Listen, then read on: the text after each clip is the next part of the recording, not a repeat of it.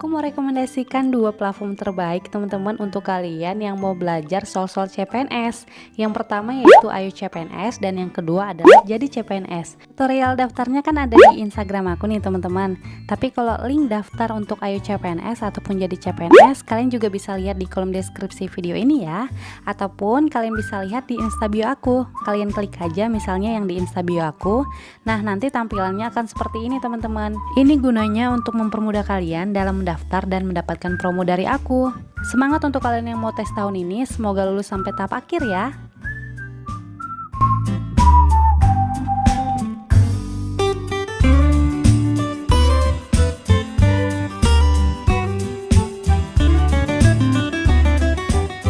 Halo teman-teman, kembali lagi di channel YouTube aku, Agustina Rida Simarmata.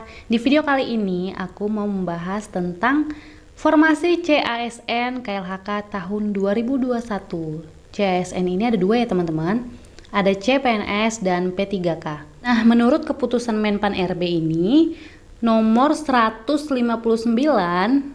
tahun 2021 tentang penetapan kebutuhan pegawai aparatur sipil negara di lingkungan Kementerian Lingkungan Hidup dan Kehutanan tahun anggaran 2021. Jadi di sini disebutkan ada sebanyak 1175 yang terdiri dari formasi CPNS yaitu sebanyak 1007 orang dan formasi P3K sebanyak 168 orang. Nih, kalau berdasarkan per eselon satunya, dia itu ada ini ya teman-teman, nanti kalian screenshot aja ya. Ini dia formasi CASN per jabatannya. Jadi jabatan itu kan ada dua ya teman-teman. Yang pertama yaitu jabatan fungsional dan jabatan pelaksana. Di jabatan fungsional ini untuk ini ya teman-teman. Ini adalah untuk kolom CPNS. Ini adalah jumlah untuk kolom P3K. Jadi yang pertama ini ahli pertama polisi kehutanan di tahun ini dibutuhkan yaitu 25 orang. Ini yang ahli pertama. Kemudian yang P3K-nya nggak ada ya teman-teman. Kemudian yang kedua, terampil polisi kehutanan. Ada 47 orang CPNS. Apa sih bedanya ahli pertama dengan terampil? Jadi kalau dari ahli pertama, itu tuh dari S1. Tapi kalau dari terampil ini kalau nggak salah dari D3. Dan kalau pemula ini kalau nggak salah dari SMK Kehutanan. Nah, selanjutnya teman-teman bisa lihat ya di sini. Di sini ada pemula pengendali ekosistem hutan, ada 134 untuk CPNS.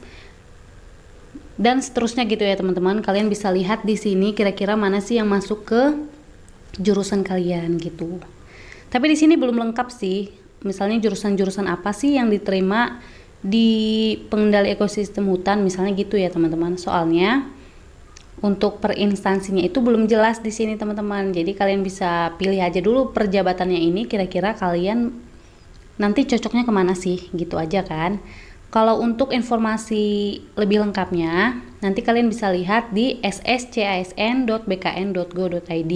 Pilih yang CPNS-nya ataupun yang P3K-nya. Nah, yang paling banyak di CPNS ini adalah kita bisa lihat yaitu di jabatan pemula pengendali ekosistem hutan.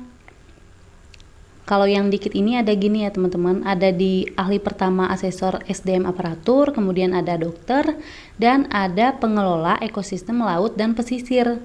Kalau di P3K untuk jabatan fungsional yang terbanyak itu ada di jabatan terampil penyuluh kehutanan. Nah, kalau misalnya ada teman-teman yang berstatus non PNS tapi udah lama sebagai penyuluh kehutanan dan udah berapa tahun ya, nanti kita lihat di slide terakhir. Kalian ada kesempatan untuk daftar di P3K. Kemudian di sini ada jabatan pelaksana. Formasinya itu ada analis adaptasi dampak perubahan iklim, kemudian analis advokasi hukum. Nah, untuk CPNS di sini formasi paling banyaknya yaitu di jabatan analis konservasi kawasan. Kemudian kalau P3K-nya untuk jabatan pelaksana di sini nggak ada ya teman-teman. Lanjut. Nah, di sini adalah formasi CASN per jabatan per eselon 1.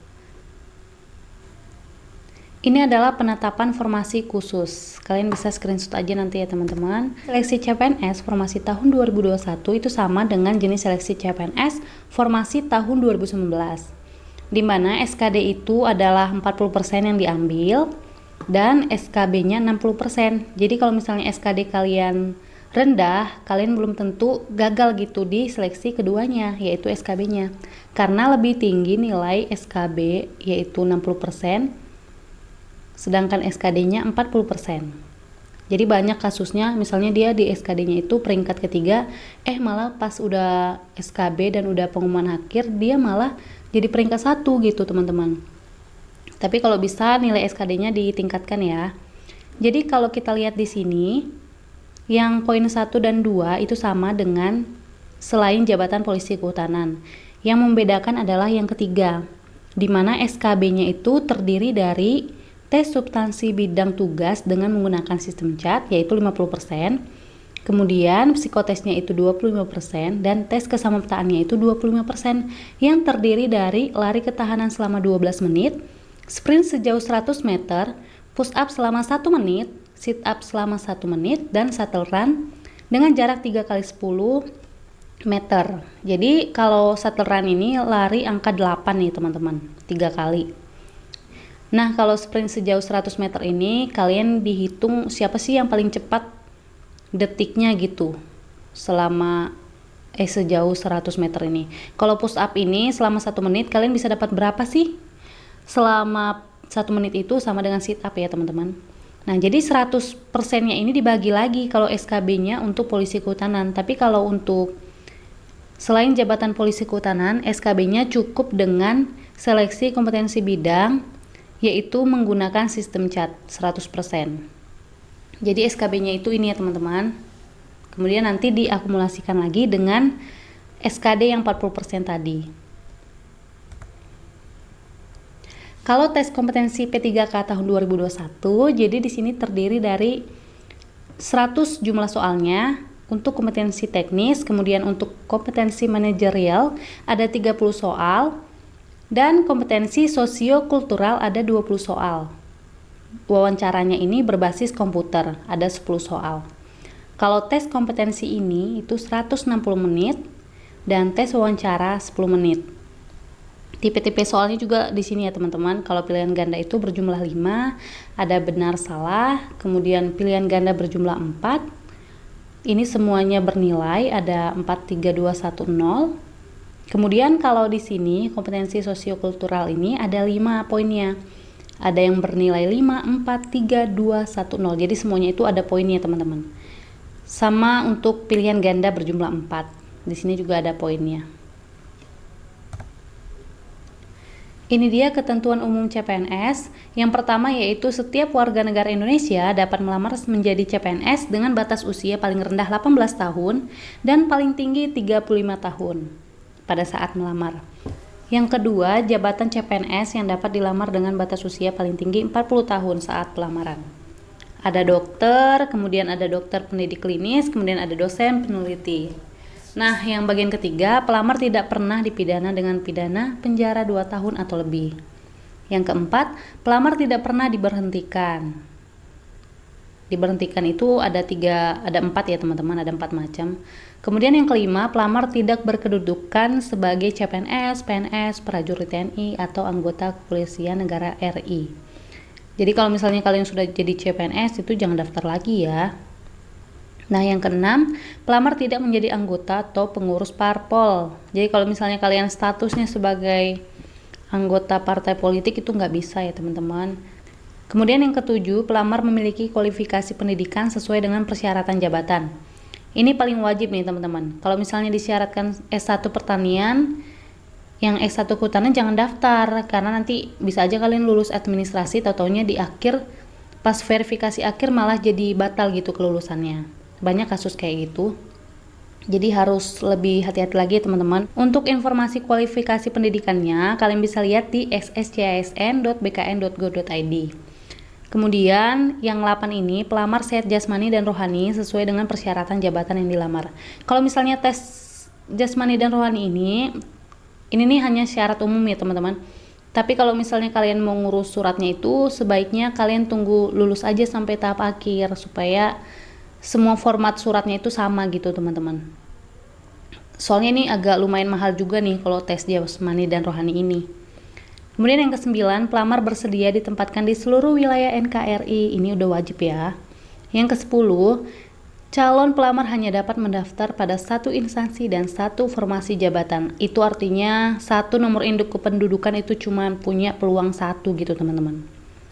Cuma punya peluang satu kali untuk daftar di satu formasi maksudnya.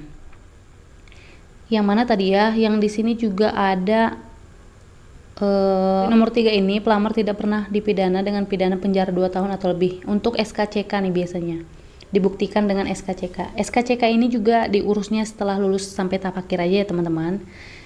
Pokoknya kalian kalau ngurus-ngurus yang SKCK dan tes kesehatan jasmani dan rohani itu di akhir aja, setelah kalian tahu kalau kalian itu lulus sampai tahap akhir. Oke?